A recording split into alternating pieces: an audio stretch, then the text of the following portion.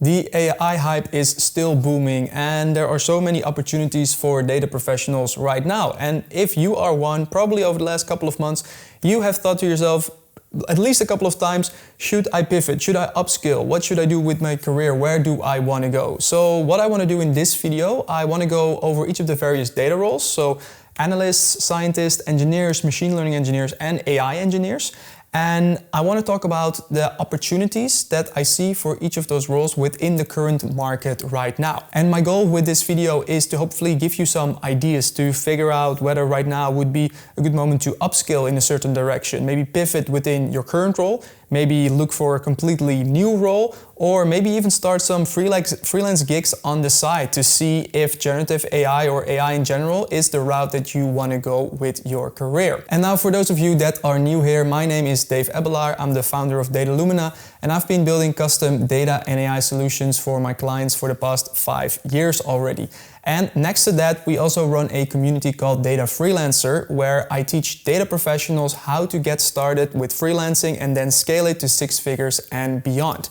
And because of my position in the market right now, having both hands-on experience working with clients and talking to a lot of business owners, and also having that professional network around me of lots of freelancers, I would say I have a pretty good pulse on what's currently going on in the market, what's hot, what's trending, what companies are looking for, and also thus what kind of skill sets as a data professional do you need. And before we dive in, let's quickly talk about the current hype cycle of generative AI and where things are at right now to also assess for you where you should move towards. And to talk about this, I'm going to pull up a picture. I have it here on my laptop, but I will put it here on the screen. This is the hype cycle from Gartner that all new technologies follow. And last year, you could see Gartner placed generative AI at the peak here of inflated expectations, meaning that it is likely going to follow with, or be followed by a trough of disillusionment, where people are figuring out, okay, the technology, it's not as transformational as we thought it was going to be. It's actually pretty hard to implement. And where we are currently at on this hype cycle, I can tell you for sure, the only data that I can provide personally for you is, for example, if you look at if I last year would create a video on a new general AI framework or GitHub repository, it would easily get 100,000 views. If I create the same video right now, it will probably get only 5,000 or so views. So that's kind of like a 20x in the amount of attention, the amount of people that are interested in it. But then on the other hand, if we look at Datalumina Solutions, our development company, we still have an ever-increasing amount of inquiries that from potential clients, from leads that want to work with us and are looking for a custom-built data or AI solution. So I would say the overall hype is dying down a little bit for the general public. But if you look at business owners, managers, there the sentiment is still pretty high, pretty strong with regards to large language models and the opportunities that are there, and also for a good reason. This technology is still transformational, but it's also challenging to implement at scale. But that's where we as data professionals, of course, come in. So with that out of the way, let's now talk about these opportunities. And like I've said, I'm going to split these up into the various data roles. Now, I will also link timestamps, so you can maybe, if you're a data scientist, for example, you can jump to the data science part, etc. But I think it could also be interesting to, or I would definitely recommend watching all of these, and not just to get views on this video, but it might trigger some ideas on how a certain skill set can be leveraged in this AI hype that's going on. So let's start with data scientists. And let me begin by stating that the traditional role of a data science working on traditional classical machine learning problems there's still so much demand for that, probably even more than generative AI. So please also don't forget that. But given this new technology and given large language models, there are various new opportunities that are interesting for data scientists. And you also see this trend. There's also this nice meme, I will put it on the screen here, of data scientists rebranding themselves towards AI engineers. And I'm personally guilty of that, for sure. I've been trained as a data scientist, but right now what I spot right now, especially for my business, I enjoy working on generative AI projects more than working on classical machine learning projects. We still do those as well, but there is just a whole lot, there are just much more opportunities right now. And also if you look at the skill set of a data scientist and how you are trained, it aligns very well with what you can do with these new technologies. But there are some caveats here, and that is you probably need to upskill on software engineering. Because while data scientists data science is much more focused on the modeling part, right? Asking the right questions, getting the right data, getting to that final model that works for your specific use case. Now, when we take large language models, the model is already pre-trained. So this powerful engine is already here. And the same mindset and skill set early on in the project of figuring out the business case, figuring out the true problem, getting the right data, that is all still the same. But the whole modeling part is now very much different because the model is already there. So you almost immediately jump to putting it into an application, creating an application around that already existing model. And like I've said, what that means in practice is that you need to understand how to build web applications. You need to understand how to, for example, work with webhooks and triggers to build event-driven architectures. You probably need to understand, if you put all of this together, how to put this into, for example, a Docker container and then put it on a server or run it in a container app on Azure or AWS. Those are now all skills that you need in order to really put these applications into production, whereas before it was maybe just your machine learning model that you would make available and then another team would create an application around that. So I would say that is the most important skill and therefore also an opportunity that you could look into if you want to explore generative AI. So the software engineering part is definitely I would say the most important one to look into. But next to that, you also have more practical things like understanding how RAG works, how to build RAG pipelines, how to optimize prompts, how to work with libraries like Instructor and Pydantic in order to improve the robustness of your LLM applications. Those are all things that I would say really naturally fit into the core skill set of a data scientist.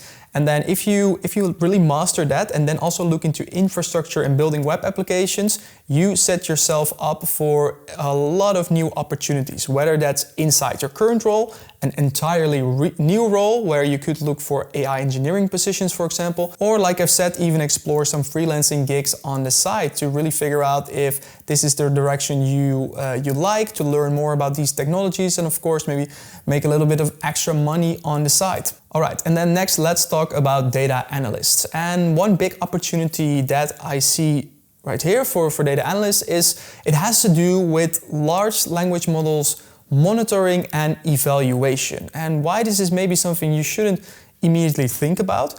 What you see in the real world right now is that putting these large language models into applications at scale, it becomes really tricky. It's really tricky to monitor them and to make sure that the answers stay correct, that the applications keep running. And I think this could be an interesting opportunity for data analysts to look into tools like, for example, Langsmith or an open source version, LangFuse, and figure out and learn these tools and understand how you can use these tools to create simple dashboards to monitor LLM applications.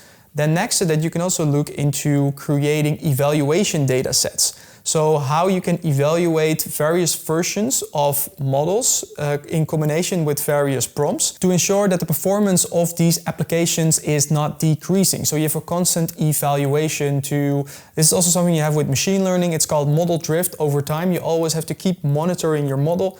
Same is true with large language models, with the model versions, with the prompts. All right, and then next let's talk about data engineers. And there are so many great opportunities for data engineers right now because while large language models are pre-trained, there is no training required. Typically, if you go fine-tuning, that's another route, but typically you can use the models out of the box, but still you need data to feed those models. You need prompts to feed those models, and especially the combination. And with that, what you see right now is their AI is fancy. AI is what companies want, right? They want the fancy model, they want the automation. But what they don't understand is that in order to fully leverage this technology, they need those foundations in place. They need good data. And whatever, and this of course depends on the size of the company, but this could even mean for larger organizations that you need a solid like data platform. You need everything in place in order to then unify that and make it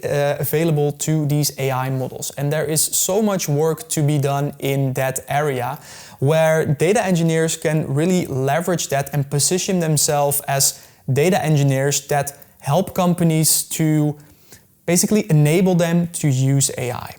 And a little more practical, also of course here you can focus on RAG pipelines and then more specifically get into some more advanced algorithms and techniques like query expansions, self-query, hybrid search, re-ranking. Those are all things you could look into. Then of course you have the vector databases. For example, you have Pinecone, Weaviate, Quadrant. You could look into pgvector or pgvector scale. Those are all entirely new technologies and platforms that you can look into as a data engineer to expand that skill set that you already have.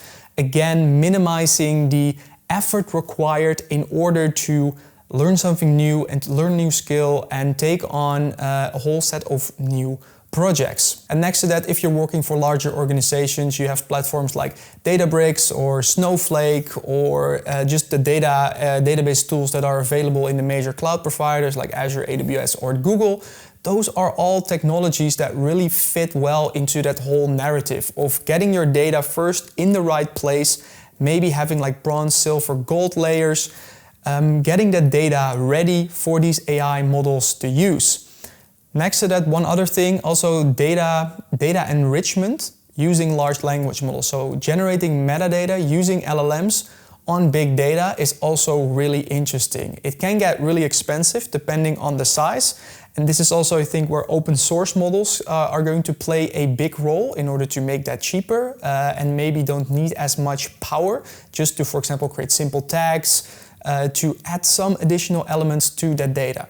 All things that you can look into as a data engineer to capitalize on this AI hype. And then let's talk about the AI engineers, which is a relatively like new term that has been coined, even though AI has already been around for years. But what you see right now online is that the AI engineers are kind of like positioned like this. And let me actually pull up an article here. I will put it on the screen.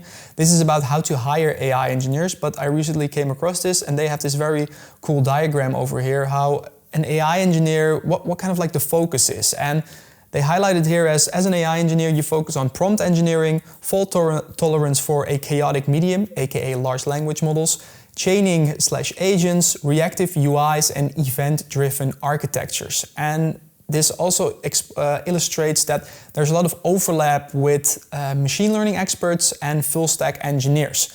A lot of overlap there, and I think also one interesting point is that deep ML expertise is not required. And I definitely agree with that. If you want to focus on AI engineering in the typical role that I just described, working with large language models, you don't need deep learning or machine learning expertise. You also don't need any like statistics or math knowledge.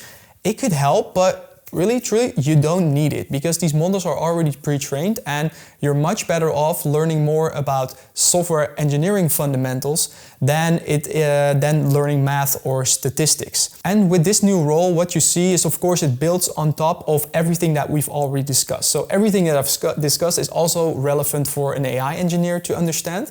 But something important here to consider is if you really position yourself as an AI engineer and also being able to, for example, deliver full-scale end-to-end solutions, what you should figure out is right now we're past the phase where companies are just okay with spending lots of money on proof of concepts. Because that was last year, it was really the case. Like every major company would just have an R&D budget. It was like, go do something with this.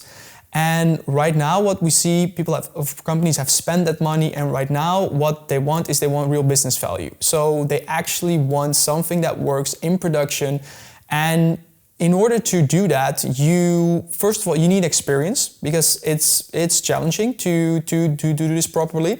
And you need to understand a whole lot of concepts that can help you to make these applications using large language models more robust. So it becomes really important to understand proper error handling, proper monitoring, large language models, ops, using the tools that I've just described. So LangFuse, LangSmith, those kind of monitoring tools. Putting libraries like Instructor to work, to leverage, for example, Pydantic data models for validations.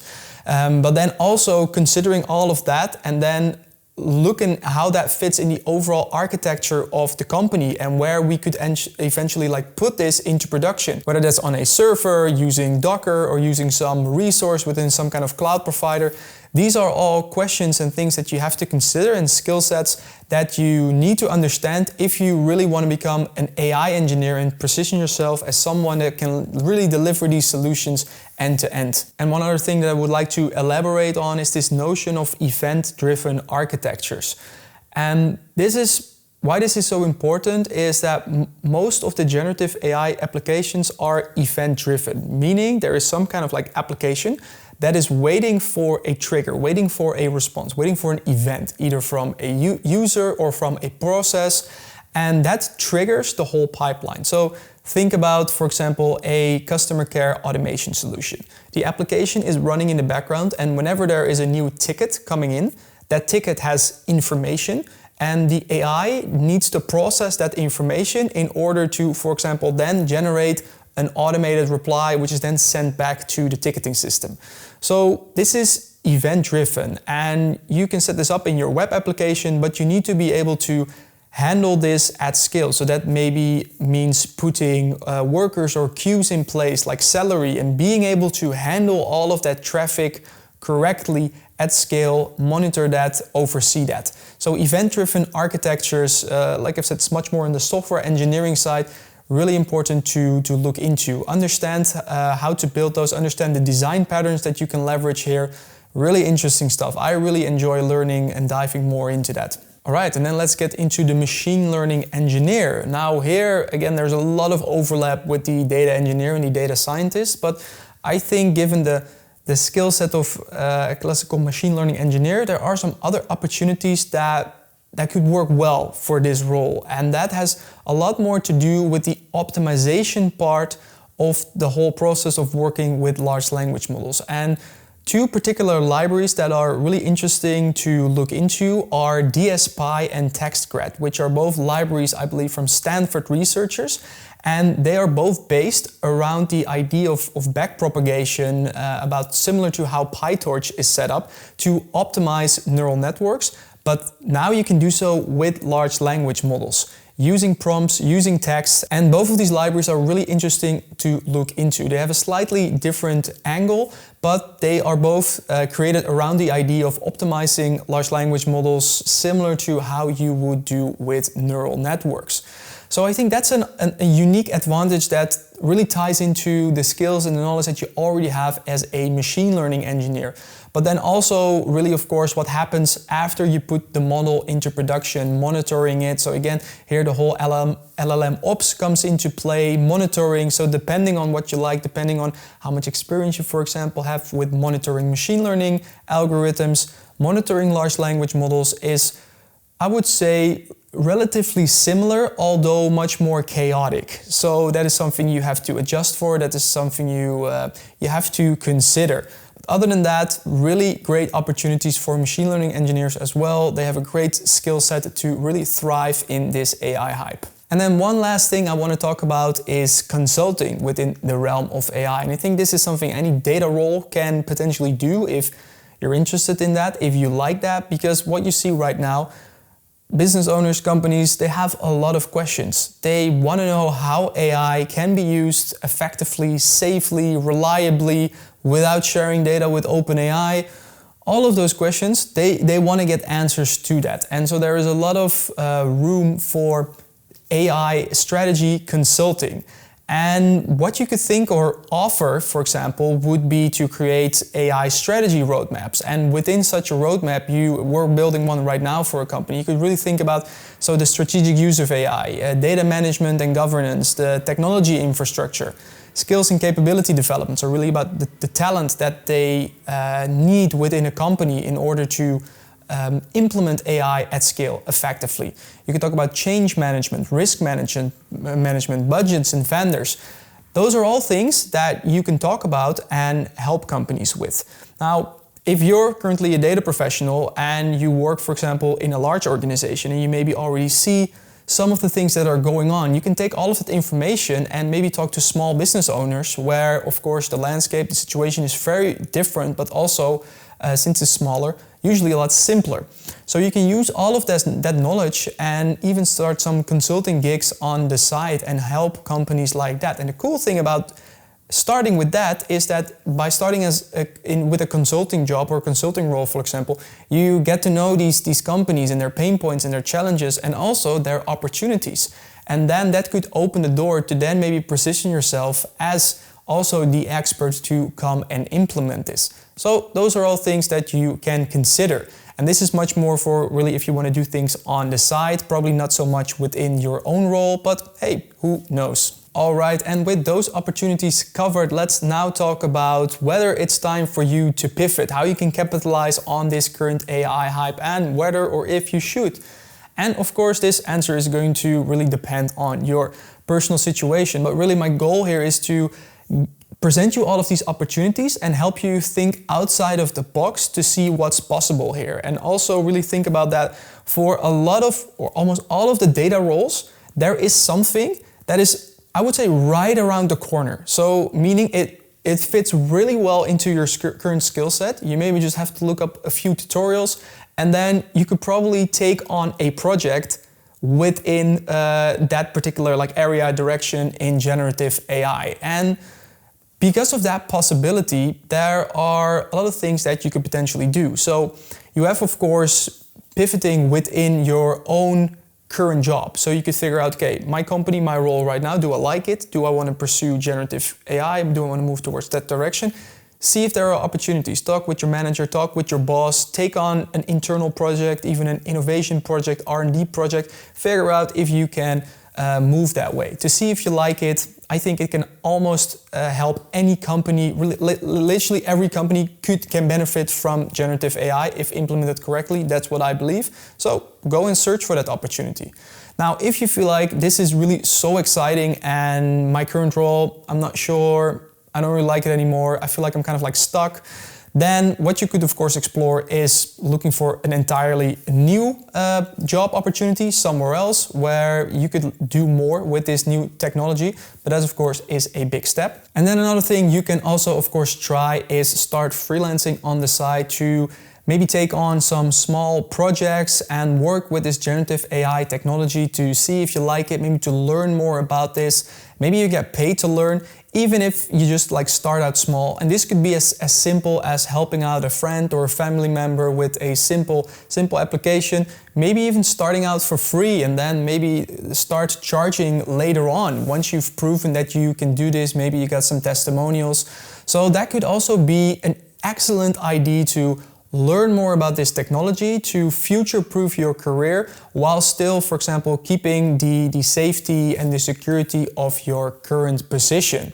And now also, if that's something you're interested in, you could check out the first link in the description. Like I've said, I help data professionals to do this. We have a dedicated training program to literally get you up and running in 60 days. It will teach you everything you need to know in order to get started and land your first paying client as a data professional. So if you want to check that out, first link in the description. All right, and that wraps up this video. If you found it helpful, please leave a like and also consider subscribing. And then if you want to learn more about how we at Data Lumina Solutions find, build and deliver these generative AI projects all the way from the beginning to the whole architecture, check out this video next where I will go over that entire process that we use inside our company right now.